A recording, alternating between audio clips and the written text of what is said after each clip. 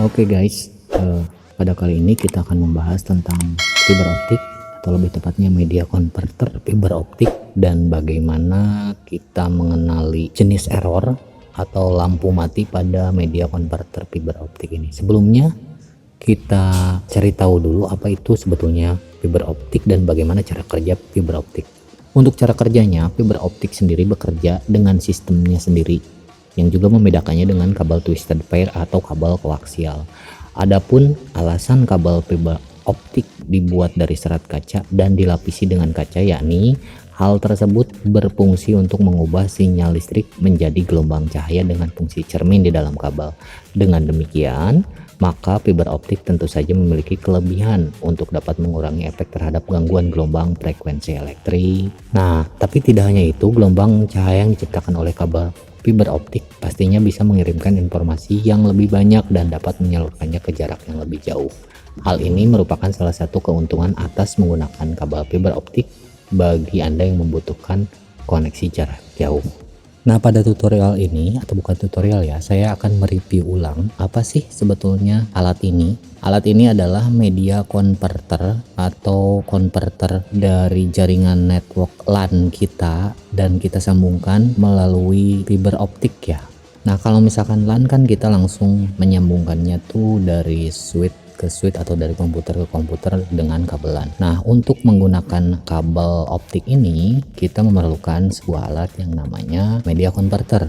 Dan media converter ini untuk yang saya pakai ini harganya lumayan murah. Kalau nggak salah itu sekitar 200 ribuan dulu saya beli, sekitar 2 tahun kurang lah, 2 tahun yang lalu. Dan untuk menggunakan media converter ini kita diwajibkan membeli sepasang ya, itu yang A dan yang B. Baik, kita langsung coba saja.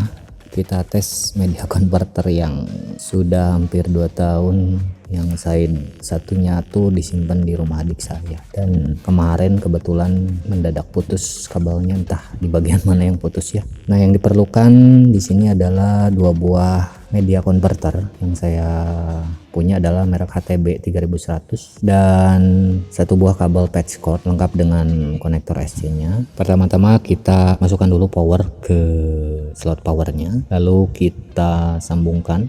Nah, ini konektor SC ya, kita sambungkan konektor SC nya ke port optik yang ada di media converter ini, dan kita sambungkan juga konektor satunya lagi ke media converter satunya lagi. Nah, kalau misalkan tersambung dengan benar, nanti lampu yang duanya itu akan menyala. Nah, seperti contoh ini berarti koneksi fiber optiknya sudah tersambung ya, seperti terlihat lampunya sudah nyala. Selanjutnya kita coba masukkan kabel Ethernet kita atau kabel LAN kita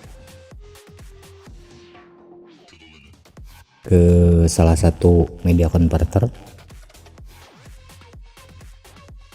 Bila tersambung dengan benar, maka itu keenam lampunya akan menyala, dan begitupun dengan sisi satunya lagi, maka 6 lampunya pun ikut menyala. Ini menandakan bahwa koneksi Ethernet dari side A ke side B itu sudah tersambung, atau dalam contoh ini dari komputer A ke komputer B ini sudah tersambung ya, karena saya menggunakan koneksi laptop satu dan laptop yang satunya lagi milik saya sendiri. Nah, lalu bila terjadi error atau ada beberapa lampu yang mati, dalam contoh ini kita contohkan kalau misalkan lampu di media converter Anda mati dan itu di bagian TX, itu berarti ada kabel putus di jaringan LAN kita ya. Jadi kalau misalkan 2 lampu atau 3 lampu tersebut mati, berarti yang putus adalah di jaringan LAN kita. Namun kalau misalkan yang matinya itu 2 lampu yang ada di bawah tulisan FX, itu sudah dipastikan ada putus jalur pada kabel fiber optik kita, dan dua-duanya media converter kita baik side A atau side B itu lampu di bawah tulisan FX nya itu bakal mati ya dua-duanya. Nah, kalau errornya seperti itu, maka itu dipastikan ada putus jalur pada kabel fiber optik kita. Nah, mungkin buat teman-teman yang belum tahu atau mungkin merasa bingung kalau misalkan terjadi masalah pada media converter kita dan tiba-tiba mati dan lampunya ada yang mati dan koneksi tidak berjalan, kita bisa langsung mengetahui. Jadi kalau misalkan dua lampu di bawah FX itu mati, berarti koneksi fiber optik kita atau kabel optik kita itu ada yang putus. Tapi kalau misalkan yang matinya itu di bawah tulisan TX, berarti itu ada putus jalur di kabel LAN kita, atau mungkin bisa aja konektor LAN kita itu, atau bisa aja konektornya yang nggak bener di koneksi LAN kita. Nah, buat teman-teman yang mau mencoba membeli media converter ini, harganya cukup murah. Kita bisa membelinya di online shop seperti Shopee, mungkin Bukalapak atau Tokopedia. Kita coba lihat harganya di Tokopedia. Untuk membeli silahkan teman-teman bisa lihat di sini di Tokopedia, atau kalau misalkan dikarenakan Tokopedia sekarang lagi agak menegangkan dikarenakan akun diretas sama hacker ya. Jadi mungkin bisa aja dicari di online shop yang lain seperti Shopee atau Bukalapak. Harganya di sini bervariasi, ada yang menjual 150.000, ini bisa aja side A atau side B-nya aja, atau yang ini 207.000, ini berarti dua side A dan B, dan memang harganya sekitar segitu ya. Coba kita lihat.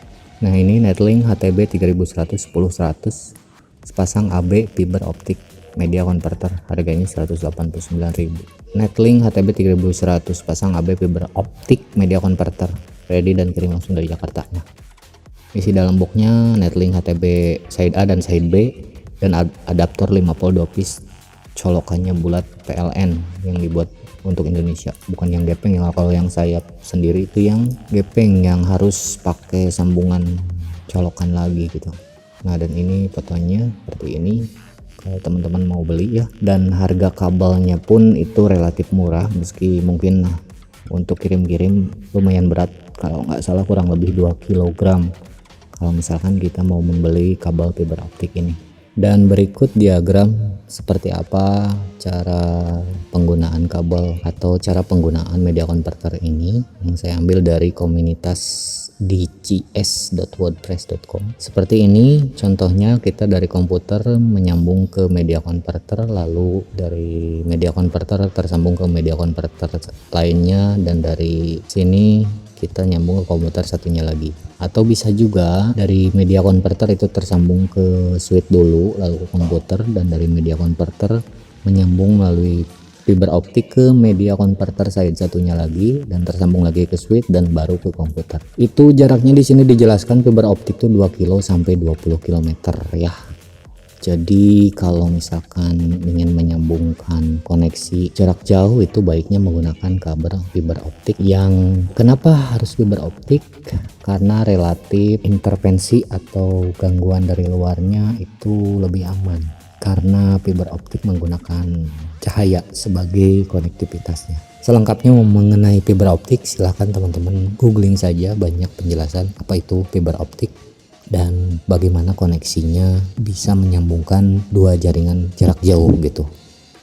Oke, segitu saja informasi atau mungkin tutorial atau edukasi. Terima kasih sudah menonton, jangan lupa like, share, and subscribe.